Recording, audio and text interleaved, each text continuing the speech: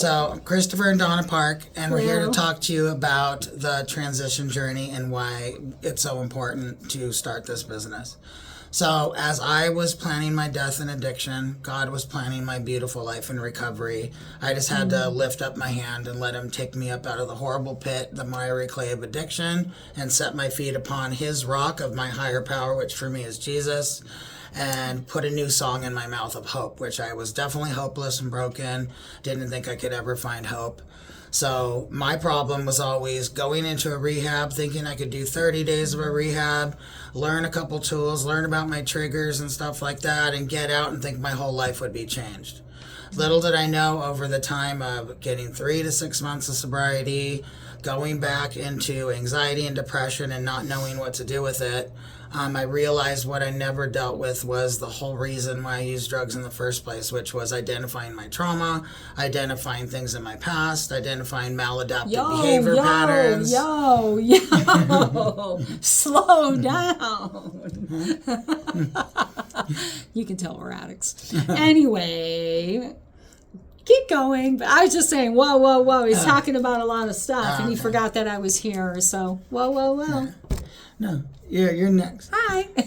So maladaptive patterns, and so what I see in addiction and stuff, like things that happen, is people get out of rehabs, working in rehabs now, it's like people just keep coming back, and it's sad to you leave a rehab, don't really take direction and do anything different in terms of building a community and building a tribe, and I see them come back all the time. So, Yeah. So I agree. Anyway, what I want to say about Transition Journey is community. Let's go. Let's have fun. Let's talk about the real issues. For me, I was an isolator, and I like to use by myself.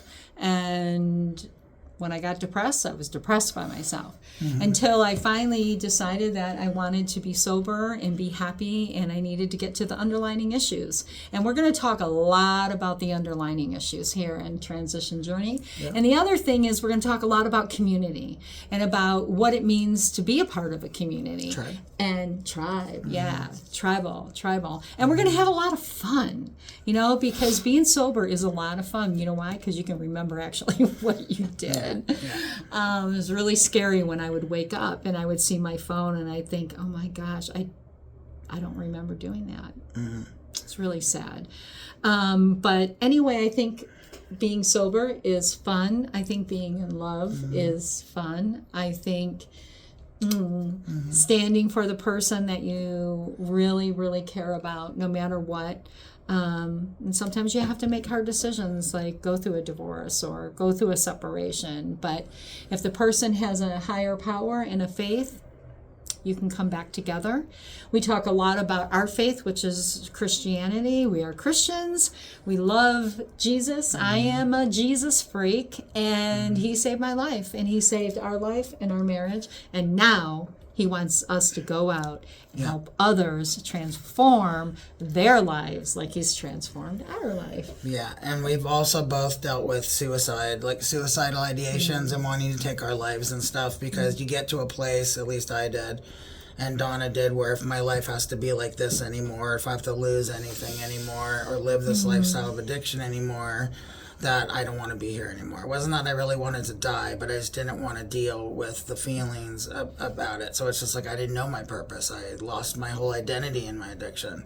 So I was purposeless and lifeless, since I was just existing instead of just living. And so I think Dawn and I both have different gifts and talents that we use here. I'm a personal trainer. I'm a counselor. I've worked in rehabs for a long time. Donna's a sober companion. She is an actress. She does different things. She's there's these promises that come true when you're in recovery that are happening in our lives now, but it didn't always start there. It started very much at the bottom, which could be a catapult point to a beautiful life with God and with community and healthy relationships and restored relationships, because there was a point in time when our relationship was unrestorable, it seemed like to us. Yep. But with the power of God. But God. Yeah. but God had a different idea and Jehovah Rapha, the healer. and healed us. Yeah, yeah. And I really specialize in suicide. I really specialize with women. We talk a lot about the issues of not feeling good enough, not feeling worthy. I really work with women on, first of all, finding their passion and their true identities and who they are as women, and going back to those dreams that they had when they were a little girl and what they really want out of their life. And, you know, we can make those dreams happen. And that's what life is about, is renewing your mind. I talk a lot about the mind. The mind is a very powerful, powerful tool. And it can work against you if you're not aware of what you're thinking about. Because what you're thinking about is what you're speaking about. And what you're speaking about turns into your life. Mm-hmm. Yeah. And you need to take a moment to really think about that. Because your mind is very powerful. Change your thoughts. Change the patterns in your mind. It will change what you talk about, and it will change your life. It will. Yeah, and so also we're going to offer like several different options for packages, things, because what I found is people who stay sober, like there are a lot of reason they relapse is like in 3 months, your mind has not even come back at all. Yeah. And then at 6 months, you start to make better decisions, things like that. You start to maybe have some healthy relationships, things coming back. 9 months, you're kind of feeling better. You're physically feeling better. Life's starting to happen. You might get your job back or get a new passion. And then at a year, you realize it had all to do about community. And that's really when recovery happens. Between 9 months and a year is when true recovery happens, and you start building a lifestyle of recovery, which is a lot of this business is about.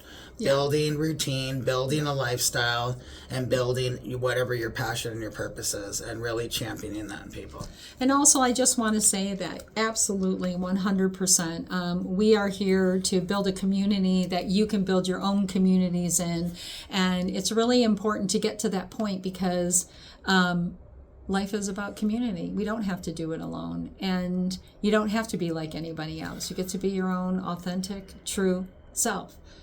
And that is the most freeing thing because we were all born to create. And we were born by the Creator. And our phone just went dim, so I'm not sure why. But all we have to do is ask for the light from God to come, and it will get brighter. So we're excited to let you know more about everything and all the different things that we're going to offer. We're also really happy to hear any of your suggestions or needs that you have, and we look forward to talking to you guys soon. Yeah, one more thing. Getting to know each other. I talk to guys about so a lot of guys don't like to talk about a lot of things too. So vulnerability breeds vulnerability. So it's opening up a discussion, a safe place for people just to be themselves, to build rapport, and to really start, connecting with each other in a different way than what do I have, what do I do, different things like that, and how much money I have. It's like, who am I from the inside out? This is Freedom. what recovery is about. It's like an inside job, and it's like you build from the inside out. And my whole life, all I wanted was a semblance of peace. And in recovery and with God, I found that. And take back what the enemy stole and take it back 100-fold because it's rightfully yours. We'll see you soon. Transition Journey coming very soon. Bye. Bye.